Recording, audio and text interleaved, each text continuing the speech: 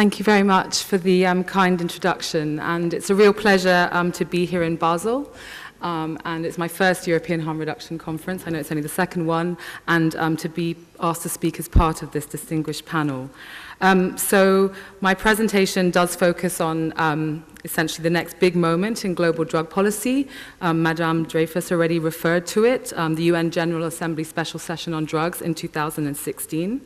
But also the important role that Europe can play in that process and the lead up to it. And why Europe should do so.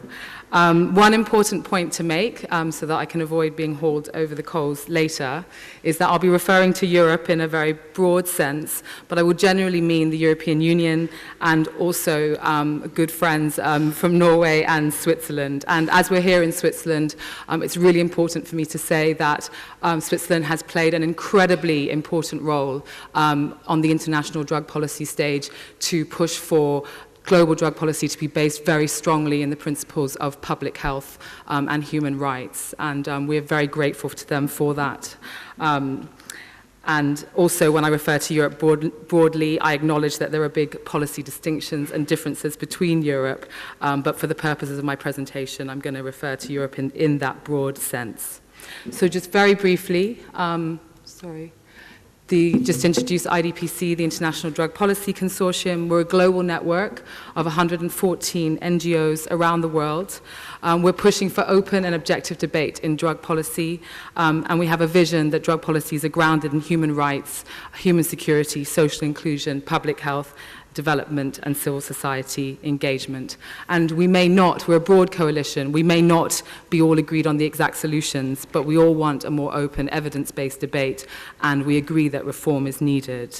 So the structure of my presentation, a brief, very brief, potted history of global debates, and only since '98, so don't panic. Something about the pragmatic European approach and the balanced approach that Europe has taken, the momentum in drug policy reform that's leading up to this UNGASS moment, and the role that Europe can play in that important moment. So I think it's also important to sort of look backwards as we look forwards. And the last UNGASS, also as Madame Dreyfus mentioned, was in 1998. Whenever I think of this UNGASS, I only ever think of the slogan that the UN used around that UNGASS, which was a drug-free world, we can do it, which was intensely depressing to think about.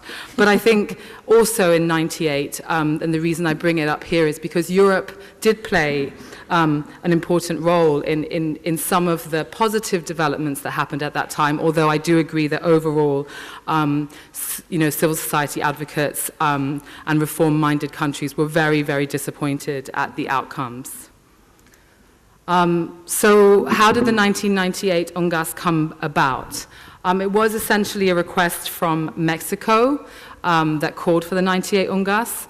The call was a result of the frustration that, Latin American countries felt at the fact that source and transit countries bear some of the highest costs in terms of fighting the drug trade, and that there was a lack of balance between supply and demand reduction objectives in terms of drug control. And that's a parallel with this UNGASS, in fact, in 2016, because that has come about as a request from Mexico, Guatemala, and Colombia presidents to bring forward the important drug summit. It was going to be discussed in 2019, bring it forward to 2016 because the urgency of some of the issues that they're facing in their region in terms of fighting the drug trade. What also happened in '98 was that there ended up being sort of a loose coalition between Europe and Latin American governments around the issue of demand and demand reduction and creating balance between demand reduction and supply reduction. And it led to the development of the guiding principles on demand reduction, led mainly by the Netherlands and Colombia, and designed to create this balance of introducing, balance between objectives of supply and demand. But European governments' interest in this approach was also to use the opportunity to articulate a stronger public health approach to drug use, including in '98 the first attempt to introduce language around harm reduction. However, as you probably all know, that the harm reduction language didn't get through and still has not got through to date. But the language that did get agreed in '98 was reducing the negative consequences of drug use. It was a compromise, and to date, at the international level, this has remained the agreed language. So all successive attempts to get harm reduction language through in this rarefied era of the international drug policy debates have failed, including at the recent high-level meeting in March, which I'll talk about a little bit more later. Other progress in '98 included an acknowledgement around the issue of alternative development for subsistence farmers who are dependent on the drug trade for their livelihoods. That concept was debated for the first time in '98, and that was an important step. And then alternative development and eradication did become one of the pillars in the action plan from '98. But again, one of the most disappointing outcomes in '98 was that drug-free language continued to dominate, and of course they set themselves as target to eliminate drug crops within 10 years, eliminate or significantly reduce, and of course source countries pushed back and forced targets in the other direction around eliminating or significantly reducing demand in the same time frame.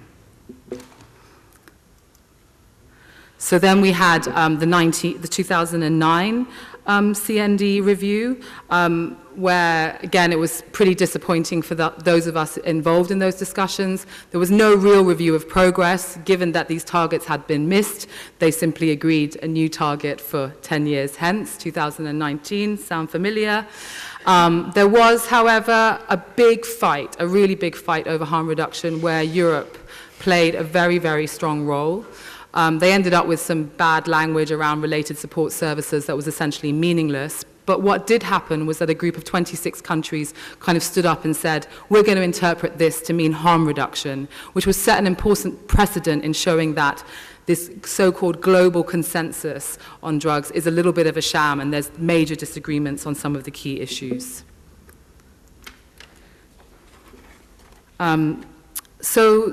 The other point I want to make is around, Europe. So what's been happening in Europe? Of course, the public health response in Europe predates '98. It started much before that in the '80s with, beginnings of harm reduction, needle and syringe programs.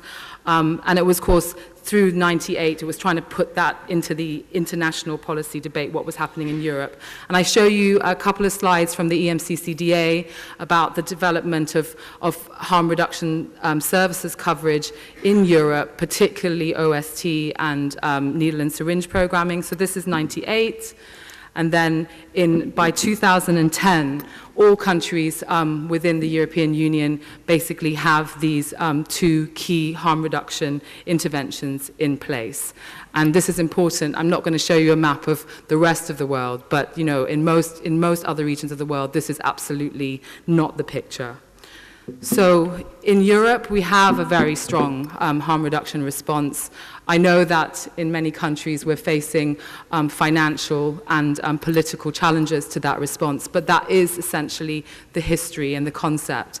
Heroin prescription programs exist in 4 or 5 countries in Europe, and also drug consumption rooms also in 6 countries in Europe. And those 2 interventions, I put them there because they're really the next bastion of where harm reduction, the fight is. We've won the fight on needle and syringe programs in terms of the policy debate, OST as well, although coverage is poor, but this is where the next fight is, and these interventions are growing in Europe.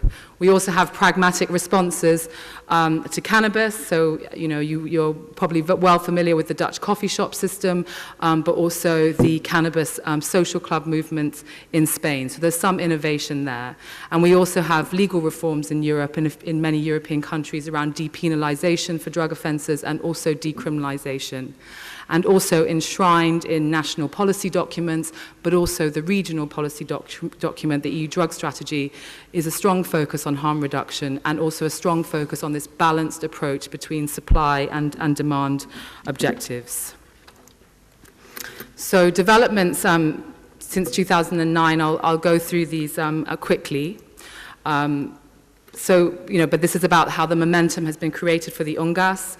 The Global Commission on Drug Policy, of which Madam Dreyfus is a part, have played an incredible role in opening up the debate, using their visibility and their credibility to call for reform and an end of the war on drugs. Also, there has been this, as highlighted in this excellent report by our colleagues at Release in the UK, they've suggested that actually decriminalization is not a new thing. It's been happening over many years. There's actually around 30 countries that have formally implemented some kind of decriminalization to varying or lesser degrees, and quietly in that sense, and this trend is growing. Other important breakthroughs in relation to the treaties is relation to the coca leaf and Bolivia, who basically challenged the fact that traditional use of coca leaf is not permissible under the treaties. And President Evo Morales has pushed for that change, and he's withdrawn Bolivia from the treaties and re-adhered with a reservation on the coca leaf. But it was the first kind of big challenge to the integrity of the treaty system. We've talked already a lot about this, but obviously the cannabis movements in the US, the recent developments in Uruguay, they're pushing full steam ahead with creating the state-regulated market for cannabis use, which is an incredible breakthrough at national level.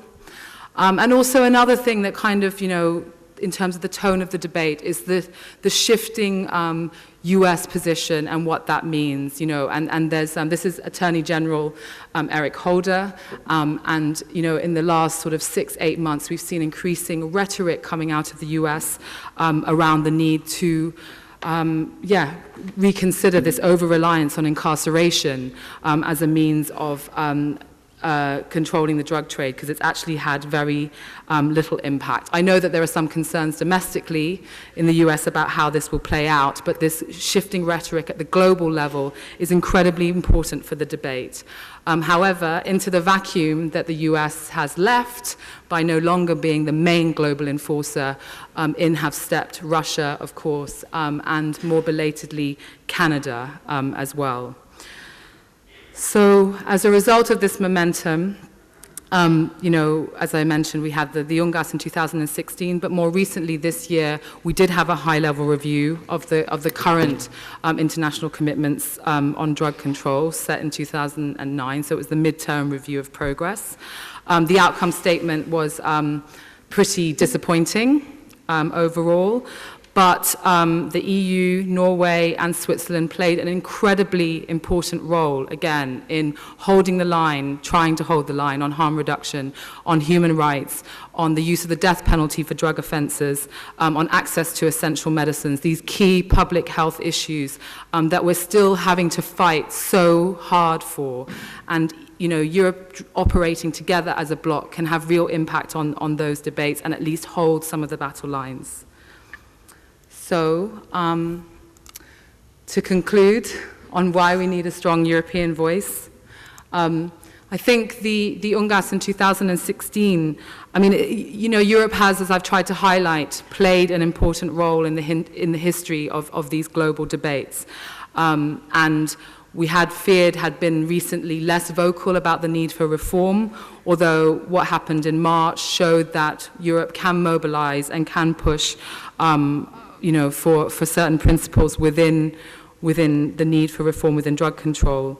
But in terms of the UNGASS, it will be an opportunity for Europe to show leadership and to once again continue to promote and push for public health, human rights, harm reduction at the global level, and question some of the more draconian elements of the international drug control system. The power that they have to operate as a bloc, although consensus among the 27, 28 EU states can be difficult to reach. The other thing that I was thinking about is what will be the common ground this time with Latin America. That there will need to be good, strong coalition between progressive countries in Latin America and progressive countries in Europe, and what that common ground will be. And it's most likely to be around the issue of human rights. Latin America are concerned with the violence associated with the drug market, and Europe has a strong tradition of promoting human rights, and we've seen that with the death penalty. So that's something to reflect on perhaps a little more.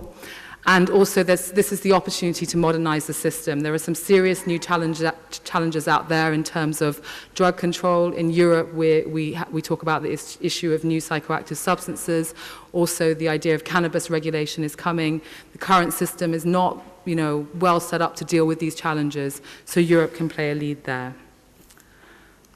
So thank you very much. IDPC will be very strongly engaged in these debates. So if you want to know more, please stay in touch with our work. Thank you very much for your time.